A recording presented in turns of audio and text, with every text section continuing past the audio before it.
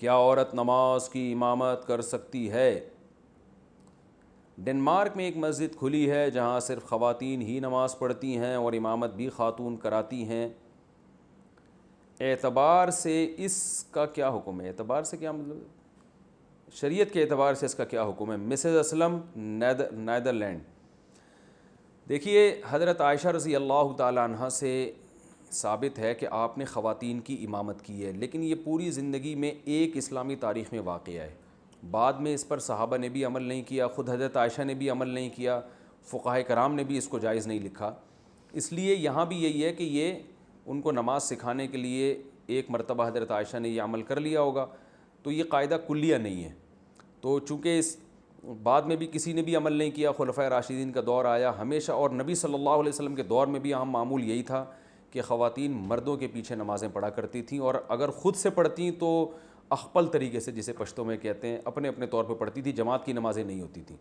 تو اسی لیے علماء کہتے ہیں کہ اگر عورت کی امامت کر لے تو حضرت عائشہ کی اس حدیث کی وجہ سے نماز تو بہرحال ہو جائے گی، لیکن یہ کہ یہ عمل پسندیدہ نہیں ہے اسلام میں، اور اس کو معمول بنا لینا بہرحال ٹھیک نہیں ہے۔ تو ڈنمارک میں اگر ایسا ہو رہا ہے تو زندگی میں ایک آدھ دفعہ ہو گیا تو چلیں ٹھیک ہے، لیکن اس کو معمول بنا لینا اس کی بہرحال اجازت نہیں ہے، اور عورت کو چاہیے کہ وہ مرد کی امامت میں نماز پڑھا کرے۔ فوری رد عمل کی طلاق کا بعد میں کیا حکم ہوگا؟ میاں بیوی میں شدید جھگڑا ہو رہا تھا، بیوی کی ماں نے فوراً فون کر کے کہا میں تمہیں لینے آ رہی ہوں۔ شوہر نے کہا اگر تمہارے گھر والوں میں سے کوئی بھی یہاں آیا تمہیں لینے کے لیے تو میں تمہیں فارغ کر دوں گا۔ اب اگر بیوی کے گھر میں سے کوئی بھی وہاں گیا تو کیا طلاق واقع ہو جائے گی؟ نیز ایک طلاق ہوگی یا تین ہوں گی؟ مریم صاحبہ لاہور سے۔ دیکھیں، آپ کے میاں نے یا جس کے بھی میاں کی بات ہو رہی ہے اس نے یہ تھوڑی کہا ہے کہ کوئی بھی لینے آیا تو اس سے تو تم فارغ ہو، بلکہ اس نے یہ کہا ہے کہ اگر کوئی لینے آیا تو میں فارغ کر دوں گا۔ تو کر دوں گا کہ الفاظ سے طلاق واقع نہیں ہوتی۔ ہاں، اگر یوں کہتے کہ کوئی لینے آیا تو تم فارغ ہو، اور فارغ کا سیاق و سباق سے پتہ چل رہا ہے کہ یہاں ان کی مراد طلاق تھی، پھر اگر اس وقت کوئی لینے آ جاتا تو طلاق ہوتی، بعد میں لینے آتا تو نہیں ہوتی، کیونکہ ان کا مقصد یہی تھا کہ ابھی لینے آیا کوئی۔ 3 طلاقوں کے بعد اکٹھے رہنا، رشتہ دار کیا کریں؟ کچھ سال پہلے میرے بھائی نے اپنی بیوی کو 3 بار طلاق کہہ دینے کے بعد اپنے اور بیوی کے والدین کے کہنے کی وجہ سے بیوی کو ساتھ رکھا ہوا ہے۔ اب کچھ دن پہلے بھائی نے پھر سے 3 طلاق کہہ دی ہے، اور مجھے ڈر ہے کہ وہ پھر سے سلو کر کے انہیں ساتھ رکھ لیں۔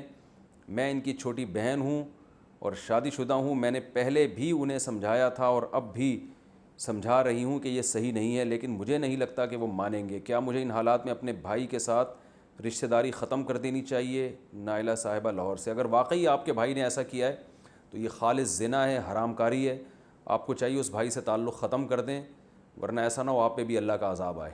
بالکل بائیکاٹ کریں، زنا کو حلال سمجھ کے کیا جا رہا ہے تو۔ اور 3 طلاقوں کے بعد جو اہل حدیث سے فتویٰ لے لیتے ہیں، یہ بھی یاد رکھیں اس سے بھی بیوی حلال نہیں ہوتی۔ اہل حدیث کا مذہب اس بارے میں بالکل باطل ہے، کلعدہ میں اس کی کوئی حیثیت نہیں ہے، کیونکہ طلاق کے مسئلے کو اللہ نے قرآن میں انتہائی وضاحت کے ساتھ بیان کیا کہ 3 طلاقوں کے بعد بیوی حلال نہیں ہے۔ اور یہ فضول سی بحث کہ ایک مجلس کی 3 طلاق اور اکٹھی الگ الگ مجلس کی 3 طلاق، اس میں قرآن نے کوئی فرق نہیں کیا، نہ حدیث میں کوئی فرق ہے۔ اور ہمارے ہاں بعض اہل حدیث حضرات ترجمہ حدیث کا غلط کرتے ہیں۔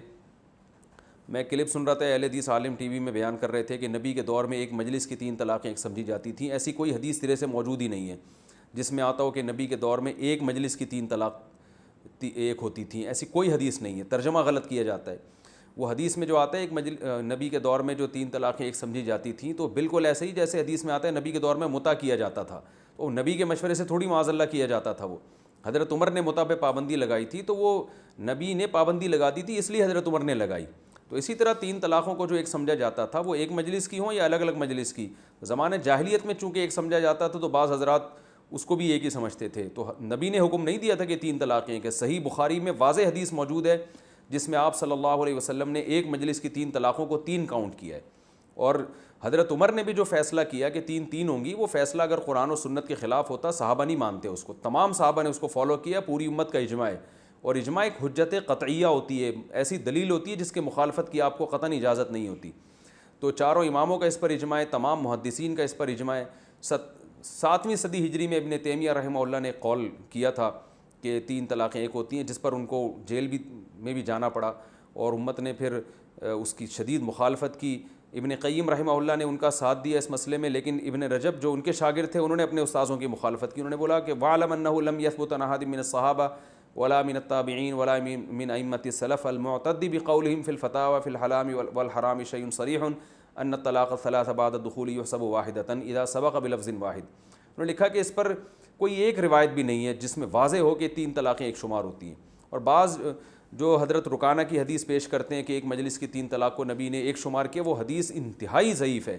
اس کی سند کوئی پڑھ کے سنا دے کوئی حدیث اہل حدیث عالم، میں سند بتا دوں گا کہ یہ یعنی راویوں کے نام بھی غائب ہے بعض روایتوں میں۔ تو ایسی لنگڑی لولی روایتیں جن کے نہ سر نہ پیر، ان روایتوں کی وجہ سے ایک حرام کو حلال کر دیا اور پوری امت کا اجماع اور قرآن کی آیتیں ساری ایک طرف چھوڑ دیں، تو اس سے یہ بالکل ایک علمی خیانت ہے۔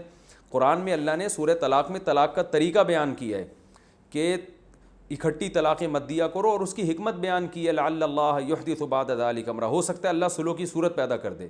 تو وہ اللہ حکمت اسی لیے تو بیان کر رہے ہیں کہ اکٹھی دو گے تو صلح کے راستہ بند ہو جائے گا۔ اور عبداللہ بن عباس رضی اللہ تعالیٰ عنہ جو مفسر قرآن ہے وہ بھی اس کی یہ تفسیر بیان کرتے ہیں کہ جو اللہ کے بتائے ہوئے طریقے کے مطابق طلاق نہیں دیتا، اکٹھی طلاقیں دیتا ہے، تو اس نے اپنی جان پہ ظلم کیا اور اس کے لیے راستے بند ہو گئے ہیں۔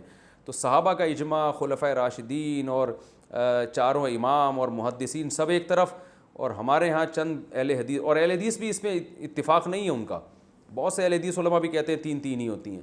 تو سب کو چھوڑ کے ایک سعودیہ کے ایک مفتی تھے بن باز، ایک صالح العثیمین اور چند ایک ان کو فالو کر رہے ہیں، اور مسئلہ اتنی اہمیت کا حامل ہے۔ تو اس سے یاد رکھیں یہ بیوی حلال نہیں ہوگی اور اس کا بالکل بائیکاٹ کرنا فرض ہے۔ اور اس مسئلے میں کوئی بھی اہل حدیث عالم مجھ سے بات کرنا چاہتے ہیں، وہ سمجھتے ہیں کہ ہمارے دلائل کمزور ہیں، امت کے دلائل، اجماع کے دلائل کمزور ہیں، تو میں جہاں چاہیں جو ہے نا کوئی مشہور عالم ہو تو وہ لائیو ریکارڈنگ کے ساتھ مجھے بٹھا دیں، میں ان سے اس بارے میں ڈیبیٹ کرنے کے لیے تیار ہوں اور دلائل کا جواب دینے کے لیے تیار ہوں۔ تو اس لیے 3 طلاقیں دینے کے بعد اگر کسی نے بیوی کو رکھا ہوا ہے تو بیوی حلال نہیں ہوگی، آخرت میں الٹے لٹکے ہوئے ہوگی۔ اللہ کے بندو، اس میں اللہ کا خوف کرو۔ یہ قرآن جہاں طلاق کے مسائل بیان کرتا ہے وہاں ساتھ ساتھ یہ بھی کہتا ہے تلک حدود اللہ، یہ اللہ کی حدود ہیں، بار بار بیان کر رہا ہے کہ اللہ کی حدود ہیں۔ وَمَن يَتَعَدَّ حُدُودَ اللَّهِ، جو اللہ کی حدود سے تجاوز کرے گا اپنی جان پہ ظلم کرے گا۔ تو آج آپ طلاقیں دینے کے بعد بیوی کو رکھ لو، دنیا میں کچھ نہیں ہوگا، لیکن آخرت میں آپ کو پتہ چلے گا آپ نے اپنی جان کے ساتھ ظلم کیا تھا۔ اس لیے حلال کو حرام اور حرام کو حلال نہ کریں آپ۔ تو اگر آپ کے بھائی نے ایسا کیا ہوا ہے، طلاقیں دے کے رکھا ہوا ہے، اور آج بہت سے لوگ رکھ رہے ہیں، فتوے آپ کو مارکیٹ میں ہر قسم کے مل جائیں گے، جو چاہیں فتویٰ جس مفتی سے لکھوانا چاہیں، آج کل ہر طرح کا مفتی اویلیبل ہے مارکیٹ میں، آپ کو فتویٰ آپ کی مرضی کا مل جائے گا۔ تو پوری امت کا جو فتویٰ ہے اسی کو فالو کریں۔ جو ہمارے سنجیدہ دینی مدارس ہیں، ان کے دارالفتہ ہیں جہاں مفتیان کرام بیٹھے ہیں، جن کی پوری زندگیاں فتوے کے کام میں لگ گئی ہیں، ان سے فتویٰ لیں۔ ایسے نہیں کوئی بھی اٹھ کے کچھ بھی فتویٰ دے دے، اس کی کوئی حیثیت نہیں ہو۔ اور ایسا فتویٰ جو صحابہ کے خلاف جا رہا ہو، تو ایسا فتویٰ دینے والا کتنا بڑا مفتی ہو، اس کے فتوے کو فالو بالکل بھی نہیں کرنا ہے، کیونکہ صحابہ نے دین کو سب سے پہلے سمجھا ہے۔